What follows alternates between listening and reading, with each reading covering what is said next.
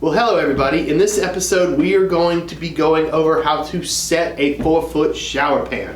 Now, this pan is put out by Kohler. This is kind of a new one to us, but they do ask that it be put in a mortar bed, and I'm going to show you how to do that. We did this as a training session, so I had a couple guys helping me out. It was kind of loud out there. And we did have some other people from some of our builders and some of our reps were there as well. So I decided to fast forward this film a little bit so you're not watching us set a shower pan for 45 minutes. And I decided to do a little voiceover for it.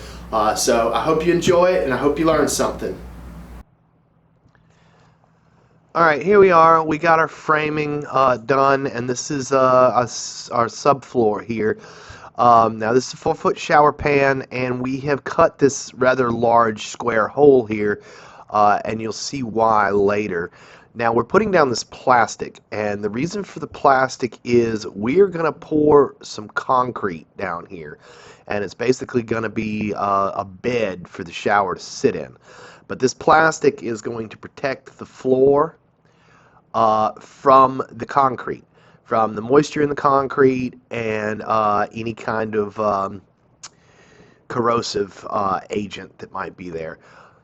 And the other thing is, if we ever have to remove this shower pan, we are going to, oh, and the guy right there pointed out that we needed our plastic to go all the way to the corners, so we're going to have to make some adjustments here.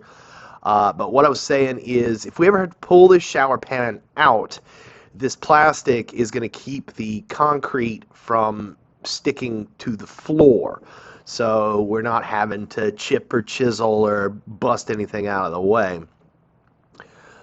Now, the plastic's not like a vapor barrier or anything, so I know these guys, they're cutting it kind of rough here. And if you see, that's one of my coworkers, James, there. He's got his little hand stapler.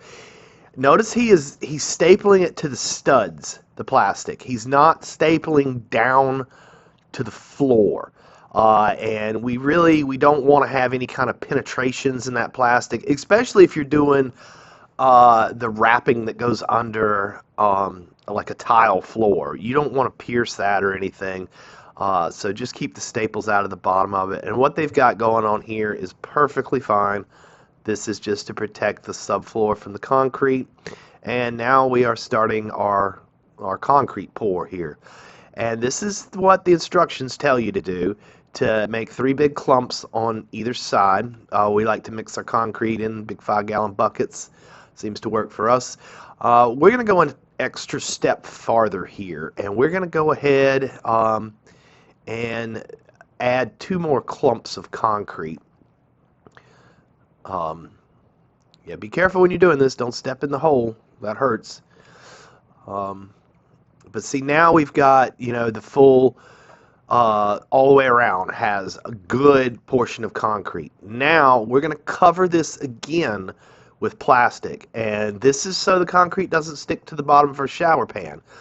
Like I said, if we ever have to remove it, if you've ever had to remove a shower pan that's got concrete stuck to it, it's heavy. It's not fun.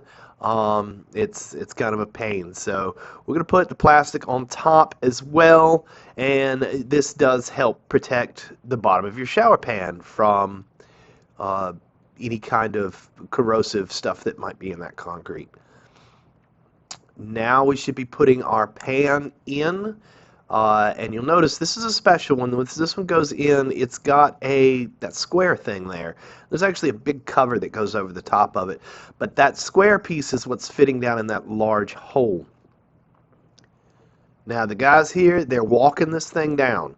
They're putting their weight on it. They're getting that concrete to squish out. The concrete is going to kind of mold to the floor and to the base of this shower pan. And I'll get a picture here to show you what it looks like underneath. But right now, they are actually drilling the shower pan. This is not something I would have typically done, but this is as per manufacturer recommendations to drill in the pan. And then always level your shower pans and your bathtubs. Check them all the way around. Yep, there you go. Check it all the way around. But they are actually drilling into the shower pan, and they're going to anchor it with some sheetrock screws. Sheetrock screws are perfectly fine for this. Once the tile and everything's in, it's all going to hold itself together really nice. So if you look here, they're going to realize it. There's a gap. And my coworker there, he's got him some door shims. These work great for this. They're door frame shims. You can get them in a big pack like what he had there. It's real cheap. But he's going to go ahead and break it to size. It's just a wedge. And when I show my pictures close up here in a little bit, you will see a little bit better how that wedge is working. You typically shouldn't have to shim both sides, but sometimes you might if that framer is just slightly off. But this is going to keep the shower pan from shifting from side to side. And he is going to mount, he's going to have a hole drilled and a screw in every single stud. We want to do all the studs. We want to anchor it down as best as we can. And they are keeping their weight in this pan. Oh, don't lose your bit there. That's to keep it down. We don't want this thing to rock or creak or flex, which is what the problem was with these pans that we were having in the field. They were wanting to flex because the bottom's a little bit different. And here's your screws. And there, so you see the shim there, how it's there. It's just a little support to keep that pan from flexing just that little tiny bit. And he's going to finish up anchoring this thing down. I apologize for my camera angle here. This was done in a classroom setting, so I actually have quite a few people standing around when I was filming this, so my space was very limited. But he is screwing it off every single stud all the way around. And that there is pretty much the rough end install. Now the next step would be to go ahead and hook your drain up there. And then of course go underneath and install your P-trap and all that stuff. But let's take a quick look at the base of this shower pan and how the concrete looks the next day when we did remove it, just to see what happens. But typically you're not going to remove it.